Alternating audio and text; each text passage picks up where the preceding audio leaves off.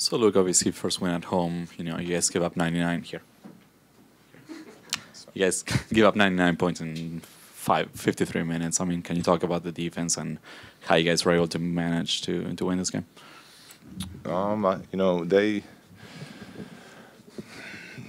after the last game we had a long film session, and we talked about a lot of stuff. So I was expecting a much better defensive performance tonight. So I was real happy to see the way we came out. And there was a couple of times, especially in that first half, where it felt like it was going to go one way or the other, which was us getting selfish, taking quick shots, and them starting to run away from us. Or we were going to stay with that energy we found to start the game. And I think it shows that they're growing. Like I'm saying, they keep working hard. They're getting better. They're learning from these experiences. And defense is what we want to hang our hat on. Obviously, where we're at, that's not the case right now. But tonight was a great example for them and a great way for them to feel and see that even when you're missing a bunch of shots, we shot 23% from the three-point line, 44 from the floor. You have a chance to win if you can play defense. So, that's kind of the message that we've been trying to deliver. So it's good to actually have them experience that for themselves in a game. Luka, I know you've talked a lot over to your right. I know you've talked a lot about Julius this year and his role and what you expect from him. Hadn't played much until that fourth quarter, and then you rode him throughout. What did you see from his game overall, and especially as things built? Julius has been, he was great for us. He last year he did the same thing in a lot of those type of games we needed to win. He just, he's got that inside of him. And he's done a better job of showing it more consistently this year in training camp, preseason, stuff like that. And he showed growth too. Last year, if he went to play and I tried to put him in the fourth, he probably would have shut down a little bit on me. And today, is not for me, but for himself and his teammates, he was great in that fourth quarter. We don't win that game without him. That verticality he took, two of them late in the game with talented players flying at him. The big three that he hit, just really happy that even though he wasn't playing, that he still stayed ready and came in and helped. And on the flip side of that, Larry Nance, who was really, really good for three quarters, I didn't play him at all in the fourth. And I was planning on getting him back in, but Julius started, you could see it in Julius's body language. And I looked down the bench, and Larry Nance is up, and he's cheering for Julius. He's happy for him, and that's what we want. It's not about individuals. It's about the team and making the team come first, and I thought tonight was a good step forward with that. What were your thoughts on how Brandon played late in the game? He was great late in the game. Early he seemed to be a little flustered. I think him and Oubre got into it a little bit, which got people that cover the Lakers last year saw when that happens to Brandon, he seems to play better. So I thought when they kind of started jawing a little bit, it for whatever reason got Brandon to another level, and he turned a mediocre game into a one where he was grabbing defensive rebounds, calling plays out in a half-court set. Not always the right play, but hey, steps. He was calling a play out, which I'll take for now. And obviously, by the end, at the end of the game, we went to him. We called a play that gets him ISO'd at the top, and he went in and had a big-time finish for us. Julius not starting this season has been a point of contention for him. He's admitted it before, but have you stressed him at all the importance of finishing games? Because that's gone on for him the last couple. Yeah. That's, to me, I'd rather finish a game than start a game anyway. But, the idea is if he's in there, and all our guys should know this, if they're in there and they're playing really hard and they're playing the way we want them to play, the way they're competing, I've proven I'll leave you in. Like, you're gonna finish games for us. I got JC out early too because I planned on getting him back in to finish a game with some offense for us. That group was rolling. I'm not gonna, unless someone looks too tired to make the right decision. So yes, I've had that conversation with Julius. Hopefully he takes it to heart.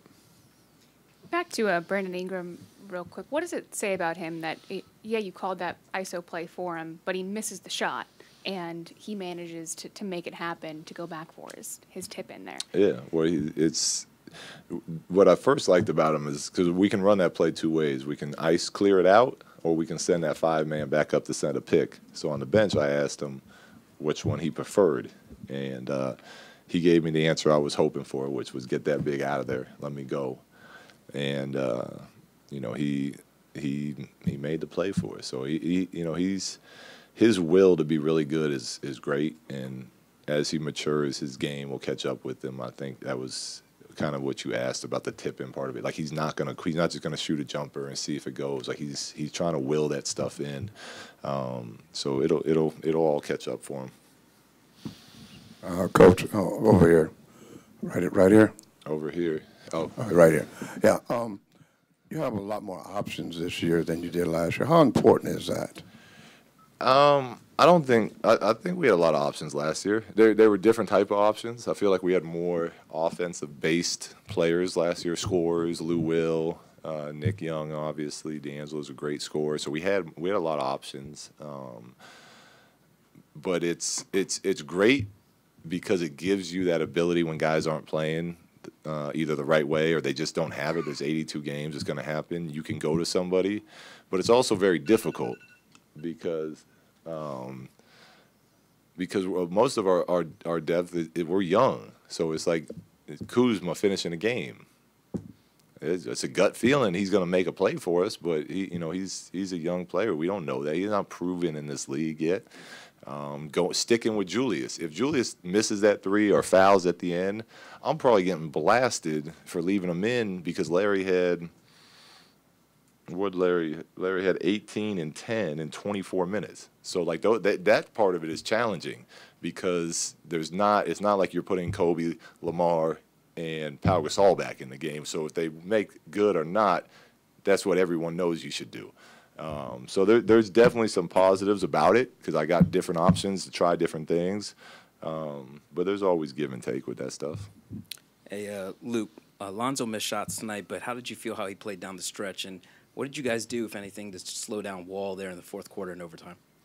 Well, the main thing we said with Wall is we just wanted to keep him off the foul line, which we did a great job of. I mean, he is so hard to keep it off the foul line and from scoring at the front of the rim on you. So I thought our guys, so we had 4 guys guarding him, and then we started switching everything. So then whoever was in the game was guarding him, and they all did a great job of staying down, not reaching, chesting it, making him finish. So obviously he missed some shots tonight. He's the type of player that, those 18 points could have been 30 just if he was hitting his normal shots. I don't think we necessarily made him miss all those, but we followed our game plan as far as making him earn everything he gets. And I thought the whole team did a good job of that. And how about Lonzo down the stretch? He was great. I told him, I told our guys at the start of overtime, I said, listen, let's learn from last game. Let's not just jack up 3-point shots all of overtime. When the game's close, let's not go for that home run play. Let's move the ball, attack the paint.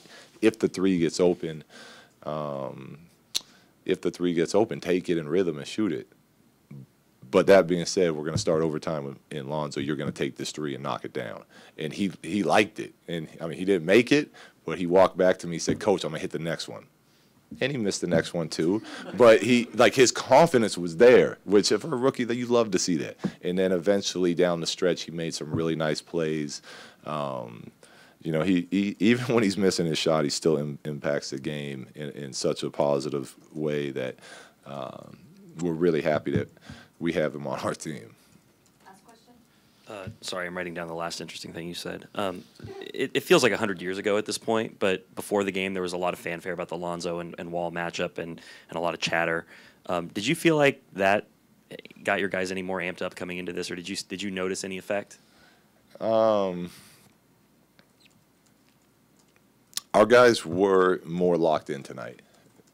It shouldn't be anything to do with that. It really shouldn't be. I did bring up and shoot around today, though. Like, look, this there's nothing personal, but we defend each other. So if people want to talk about our players, we should be offended, and we should go into that game and we're telling ourselves that's not all right, and we're not going to stand for that. We're not just going to, we're not just going to bend over and let that happen.